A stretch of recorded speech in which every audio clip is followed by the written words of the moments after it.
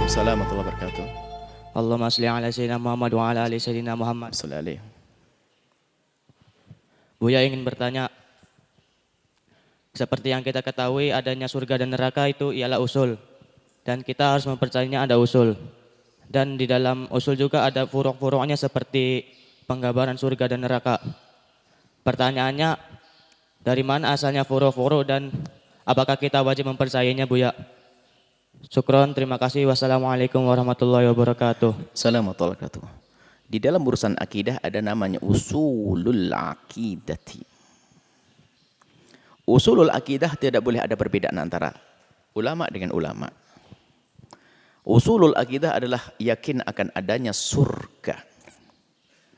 Yakin usulul akidah, keyakinan akan adanya jembatan yang dibentangkan di neraka jahanam, jembatan Shiratal Mustaqim. Usulul akidah disebutkan hisab dalam Al-Quran. Mizan, timbangan amal, itu usulul akidati. Kenapa disebut sebagai usul?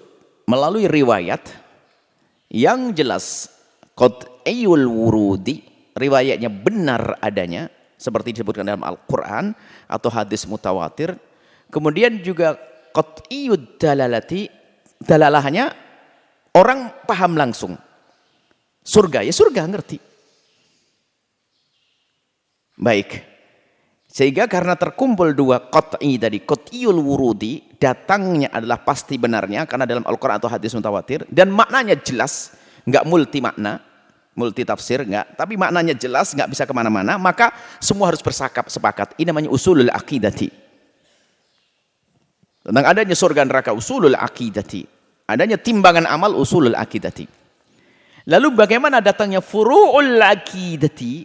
Furu'ul akidati adalah sesuatu yang bisa diyakini tapi tidak wajib orang meyakini. Sehingga di sini ada perbedaan. Bisa kita meyakini tapi tidak boleh orang lain kita paksa untuk meyakini sesuai keyakinan kita. Furu'ul akidati.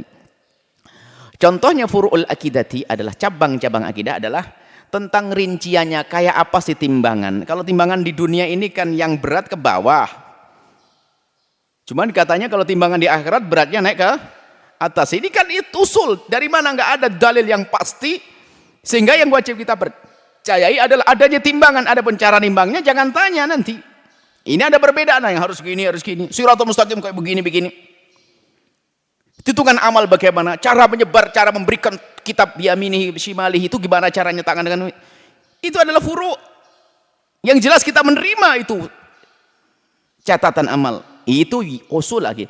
Kalau furu'ul akidati itu karena muncul dari 3 dalil setelahnya. Dalil yang pertama qat'iyud dalalati qat'fil wurudi, munculkan keyakinan, akidah yang tidak bisa dibantah. Usul akidati. Selebihnya adalah furu'. Hadisnya, riwayatnya qat'iyul wurudi dari Al-Quran, tapi multi makna. Atau dari hadis mutawatir, tapi maknanya masih bermacam-macam. Maka enggak boleh, tidak harus sepakat orang di sini. Sehingga yang berbeda beri makna tidak kafir. Tidak keluar dari iman. Atau dari asal riwayatnya bukan qat'iyul wurudi dari hadis-hadis ahad, bukan mutawatir. Hadis ahad adalah selain hadis mutawatir. Yang masih mungkin salah.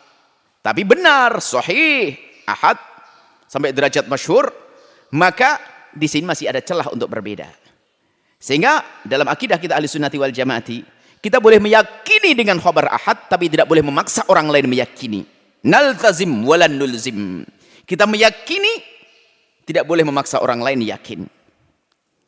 Boleh saya yakin dengan hadis ini, karena hadis ini sahih, tapi nggak boleh paksa orang lain. Karena apa? Bisa saja menurut imam itu tidak sahih. Maka muncul perbedaan. Kalau furu'ul akidah boleh berbeda. Atau memang dalilnya adalah ahad, sahih, maknanya jelas sekalipun boleh berbeda. Karena mungkin ada yang menolak hadis tersebut. Ada yang hadis itu adalah jelas qat'iyud dalalati. Tapi ahad, dhaniyul wurud, tidak pasti. Tidak 100% kebenaran itu dari Nabi. Tapi benar. Tapi masih ada mungkin kemungkinan tidak benar ini celah untuk memaafkan orang yang berbeda dengan kita. Ada derajat dalil yang terakhir adalah jika dalil adalah qat'iyud dhanniyud dalalati dhanniyul wurudi, secara makna juga multi makna, tidak pasti jelas dengan satu makna. Kemudian hadis bukan hadis yang qat'i, bukan riwayat-riwayat qat'iyah, bukan dari mutawatir, tapi dari ahad, maka dalam hal ini mungkin sangat terjadi perbedaan, maka munculnya furu'ul akidati. Kalau furu'ul akidati, orang boleh berbeda.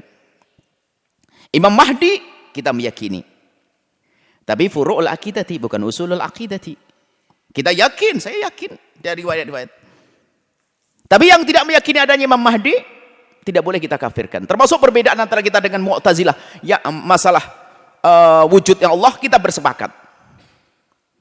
Wujudnya Allah bersepakat antara kita dengan Mu'tazilah. Tapi perbedaan furu'ul akidati, Mu'tazilah mengatakan Allah tidak bisa dilihat di akhirat. Kita mengatakan Allah bisa dilihat. Enggak boleh kita mengkafirkan Mu'tazilah. Ini contoh furu'ul akidati.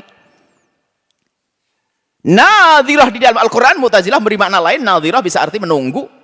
Kalau kita nadhirah melihat, dan Mu'tazilah menggunakan dalil aklinya juga, maka kaum Mu'tazilah tidak bisa dikafirkan dengan urusan masalah melihat Allah di akhirat, karena ini jenis furu'ul akidah. Tapi akidah yang benar, kita yakini ahli sunnah wal jamaati Allah bisa dilihat di akhirat. Itu keyakinan kita. Tapi pun demikian, kita tidak mengkafirkan Mu'tazilah. Namanya furu'ul akidati. Seperti itu. Semoga Allah memberikan kepada kita keyakinan yang benar, pemahaman yang benar, keinsafan. Wallahu a'lam.